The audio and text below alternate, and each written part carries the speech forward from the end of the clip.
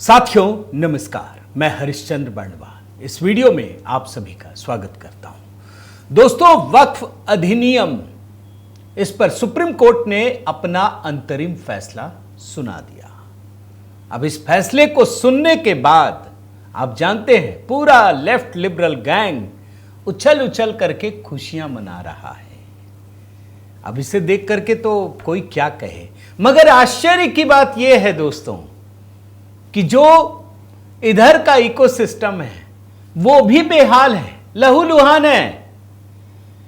वो मातम मना रहा है। कई लोगों को मैंने देखा, वो कह रहा है ये इकोसिस्टम कि देखो लेफ्ट लिबरल गैंग की इतनी बड़ी जीत हो गई, लेकिन ये सच नहीं है दोस्तों।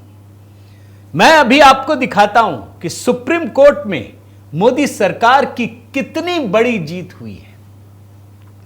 8 सबूत दिखाऊंगा, 8 फैसले आपको दिखाऊंगा, एकदम गिनती से आपको दिखाऊंगा। आप बड़े ध्यान से सुनिएगा। मोदी सरकार ने इतना बड़ा मास्टर स्ट्रोक चला है जिससे पूरे लेफ्ट लिबरल गैंग को पता ही नहीं चल रहा है। अब मैं आपको एक उदाहरण देता हूं, आपको एकदम से समझ में आ जाएगा। 4 जून को पिछले साल जब नतीजे आए थे लोकसभा चुनाव के, आपको पता है ना कैसे लेफ्ट लिबरल गैंग झूम रहा था, खुशियां मना रहा था, हम जीत गए जीत गए जीत गए। मगर थोड़े ही समय में पता चल गया, इधर वाले इकोसिस्टम भी रो रहे थे। आप तो गवाह हैं, हमने तो वीडियो बनाया था। लेकिन पता चला अरे अगर आप जीत गए तो प्रधानमंत्री मोदी कैसे बन गया, राहुल गांधी क्यों नहीं बने। अब ये ढोल पीटते रहे, हम जीत गए जीत गए जीत गए। फिर कुछ समय बाद आया कि अरे ये तो कहीं भी नहीं है। और आखिर में पी चिदम्बरम को बोलना पड़ा कि भैया हमको तो समझ ही में नहीं आ रहा है, ये 240 वाली सरकार है या 303 वाली सरकार है। आज सुप्रीम कोर्ट में वही हुआ दोस्तों। ये लेफ्ट लिबरल गैंग खुशी मना रहा है कि हम जीत गए, लेकिन जीते नहीं है। अपना इकोसिस्टम भी मातम मना रहा है। लेकिन सच्चाई यह है कि आपकी ही जीत हुई है। यह जीत अभी मैं आपको दिखाता हूं। और जैसा मैंने आपको कहा, 8 पॉइंट गिनती के सबूत एक एक करके ध्यान से सुनिएगा। मैं आप सबको प्रणाम करता हूं। जय सिया राम, हर हर महादेव। इस कमेंट के साथ शुरू कीजिए दोस्तों। और साथ ही अपने व्यू, चूंकि लोग अपने अपने विचार रखते हैं, आप भी अपने विचार रखिए दोस्तों, ताकि आपके ओपिनियन को भी मैं समझ सकूं। और जब मैं अभी आपको दिखा रहा हूं, सच सच बताइएगा, आपकी नजर में सुप्रीम कोर्ट का फैसला मोदी सरकार की जीत है या हार है? कमेंट कीजिए और सुनते चले जाइए। दोस्तों, आप जानते हैं कि वक्फ कानून 8 अप्रैल 2025 को लागू हो गया। राष्ट्रपति ने हस्ताक्षर कर दिए। कल इस पर सुनवाई हुई, 16 अप्रैल। आज भी सुनवाई हुई। सुनवाई कौन कर रहे थे? देश के मुख्य न्यायाधीश संजीव खन्ना, जस्टिस संजय कुमार, जस्टिस केवी विश्वनाथन की बेंच, 3 जजों की खंडपीठ इसकी सुनवाई कर रही थी। कल क्या हुआ? सॉलिसिटर जनरल तुषार मेहता, उन्होंने कहा खंडपीठ से कि माननीय न्यायाधीश महोदय, अभी इस पर फैसला मत कीजिए, कल अंतरिम आदेश आने वाला था। उन्होंने कहा रुक जाइए, हमारी बात सुन लीजिए। चीफ जस्टिस ऑफ इंडिया रुक गए, बोले कोई बात नहीं, कल सुनवाई करेंगे। आज सुनवाई हुई, आज अंतरिम फैसला आ गया, कुछ ही मिनटों में आ गया। और आपको मैं बताता हूं दोस्तों, बड़े गौर से सुनिएगा। सुप्रीम कोर्ट ने अपनी तरफ से कोई फैसला नहीं दिया, बल्कि जो सॉलिसिटर जनरल ने कहा उसी बात को रिकॉर्ड पर रख लिया और कहा कि ठीक है, हम इसको रिकॉर्ड पर रखते हैं, यही अंतिम फैसला है। अंतिम नहीं, अंतरिम फैसला है। क्लियर हो गया इतनी बात? अब मैं आपको पॉइंट से बताता हूं, 1 2 3 4 5 6 7 8 गिनती से सुनिए कैसे मोदी सरकार की इस मामले में बहुत बड़ी जीत हुई है दोस्तों, बहुत बड़ी जीत। पहला फैसला, मोदी सरकार के वकील सॉलिसिटर जनरल ने कहा कि माननीय महोदय, आप हमें 7 दिनों का मौका दीजिए। आज वो लोग मान रहे थे ना आर्ग्यूमेंट करेंगे, सरकार जवाब देगी। उन्होंने कहा कि हम आपसे आर्ग्यूमेंट नहीं अभी रख रहा हूं मैं, ये इतना बड़ा मामला है, आप इस पर 7 दिनों का समय दीजिए। सुप्रीम कोर्ट ने समय दे दिया। ठीक है, 7 दिनों का आपको समय देता हूं। क्या कहा था मैं जरा पढ़ता हूं, बड़े ध्यान से सुनिए। पॉइंट नंबर 1 कह रहा हूं, मामले की सुनवाई शुरू होते ही केंद्र की ओर से पेश हुए एसजी तुषार मेहता ने कहा, कोर्ट में डालिए, जज साहब मैं सम्मानपूर्वक कुछ कह रहा हूं। आप सीधे या परोक्ष रूप से वक्फ कानून पर रोक लगाने के बारे में सोच रहे हैं। देखिए, उन्होंने कहा कि मैं सम्मानपूर्वक कह रहा हूं, और ये अपने बात रख रहे हैं कि आप सीधे या परोक्ष रूप से वक्फ कानून पर रोक लगाने के बारे में सोच रहे हैं। ये ऐसे मुद्दे नहीं हैं जिन पर आपके माननीयों को सिर्फ कुछ प्रावधानों को पढ़कर रोक लगा देनी चाहिए। सुप्रीम कोर्ट के आदेश का बहुत बड़ा प्रभाव पड़ेगा। अगर कोई इसमें कोई आदेश जारी करता है, हमें जवाब दाखिल देने के लिए 1 हफ्ते का समय दीजिए। ये मैं पढ़ रहा हूं दोस्तों, ये तुषार मेहता जी कह रहे हैं कि आप परोक्ष या प्रत्यक्ष रूप से सीधे ये लगाने की सोच रहे हैं। ऐसा मत कीजिए, 7 दिनों का समय दीजिए। सुप्रीम कोर्ट ने कहा कि आपको 7 दिनों का समय दे दिया। अब आप कहेंगे ये तो अंतरिम फैसला नहीं हुआ, अभी तो बहुत सारी चीजें बची हैं। पॉइंट नंबर 2, ये फैसला मान लिया। पॉइंट नंबर 2 है दोस्तों, जिसमें भारत सरकार, उनके वकील कहते हैं कि आप वक्फ कानून पर रोक मत लगाइए।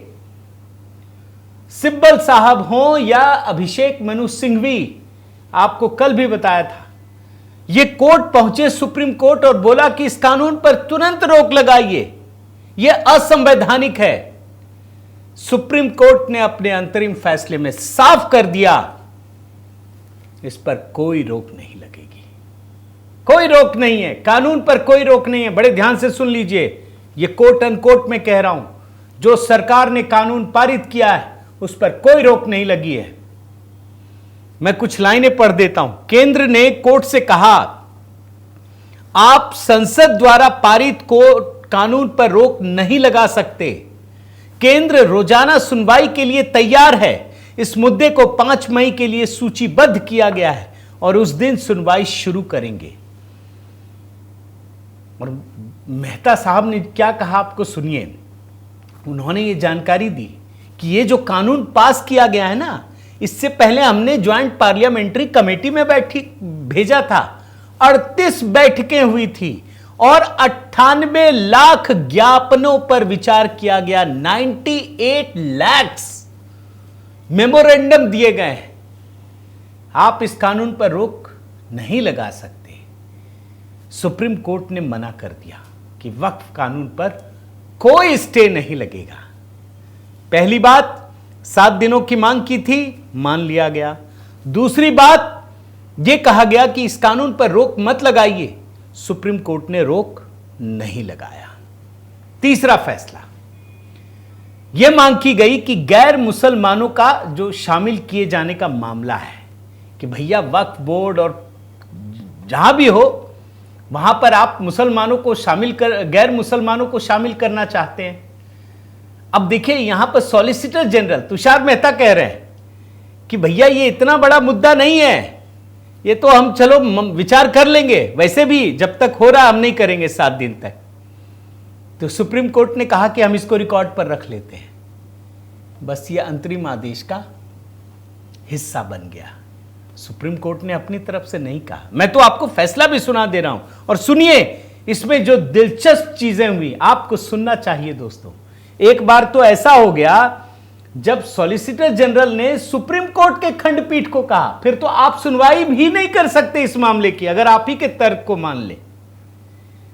मैं दोनों पॉइंट आपके सामने रखता हूं। सीजेआई ने कहा कि हमारे सामने एक ऐसी परिस्थिति है, हम कोई भी ऐसी परिस्थिति नहीं चाहते जो किसी भी तरह से प्रभावित करे, मतलब दूसरा पक्ष प्रभावित हो।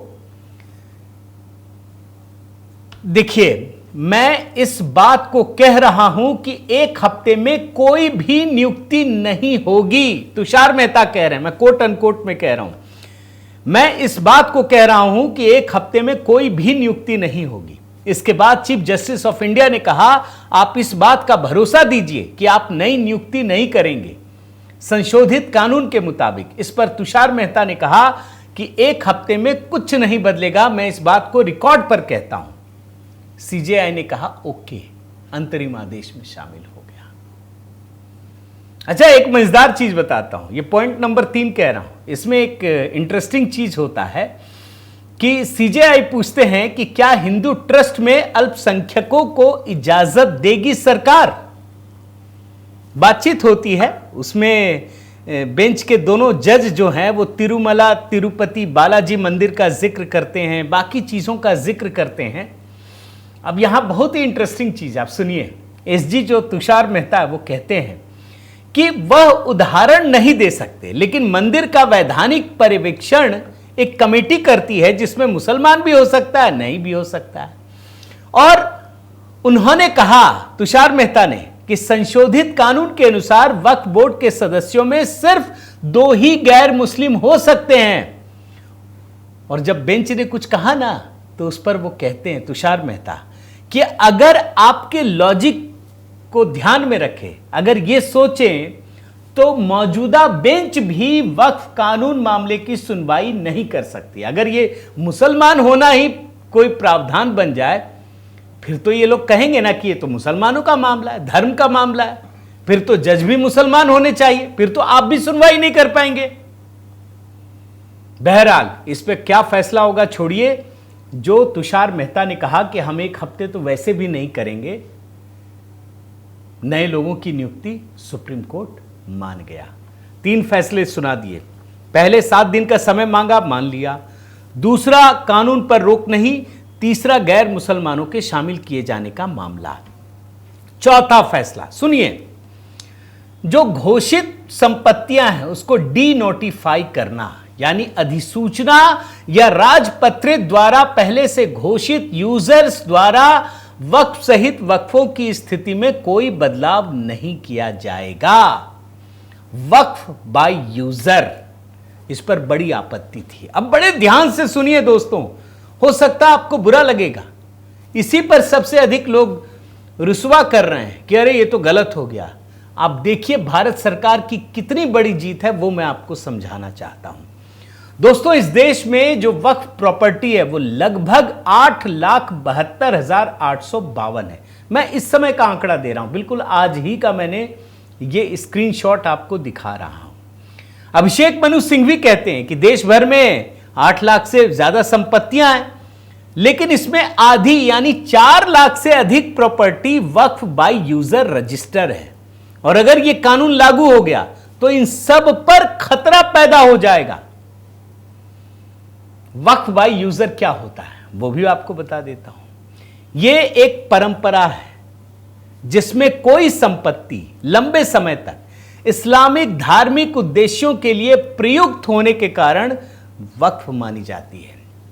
यानी मुसलमान अगर लंबे समय से उसका इस्तेमाल कर रहे हैं तो उसकी रजिस्ट्री हो ना हो, दस्तावेज हो ना हो, वो वक्फ बाय यूजर वक्फ मान लिया जाता है। और ऐसी संपत्तियों की संख्या आप देखिए ना, 4 लाख से अधिक है। इस पर यथास्थिति का आदेश दिया गया है। इसी पर लोग बड़े बवाल मचाए हुए हैं कि देखो सारी सरकारें तैयार थी और इस पर रोक लग गई, अब तो कुछ होगा नहीं। अब आपको मैं समझाता हूं दोस्तों, इसमें भी भारत सरकार की कितनी बड़ी जीत है। भैया जब ये कानून बन रहा था ना, तो मैं आपको एग्जाम्पल से दिखा रहा हूं। नीतीश कुमार भाई सेक्युलर नेता, वो अपने आप को मानते हैं भी, मान लिया जाए। अब उन्होंने यही तो आपत्ति दी थी कि जो मौजूदा पुरानी मस्जिद, दरगाह, अन्य मुस्लिम धार्मिक संस्थान है उससे छेड़छाड़ ना किया जाए। कई सारे दिए थे जिसमें कलेक्टर रैंक के अधिकारी हों, कानून अभी से लागू हो, पुरानी तारीख से ना हो। तो ये तो भारत सरकार ने वैसे ही मान लिया। ये तो कानून का हिस्सा है दोस्तों, कि जो आपके पास है वो आपके पास ही रहेगा। अगर उसमें कोई विवाद होता है तब वो सुनवाई होगी। तो ये तो भारत सरकार ने पहले ही मान लिया भैया, वो ही माना है, वही सुप्रीम कोर्ट ने भी कहा। यानी इस मामले में भी भारत सरकार की कोई हार नहीं हुई है। लेकिन इसके आगे का जो इंटरप्रिटेशन है वो सुनिए कि अगर आप नई संपत्ति वक्फ बनाते हैं तो कानून तो लागू होगा, उस पर तो कोई रोक ही नहीं है।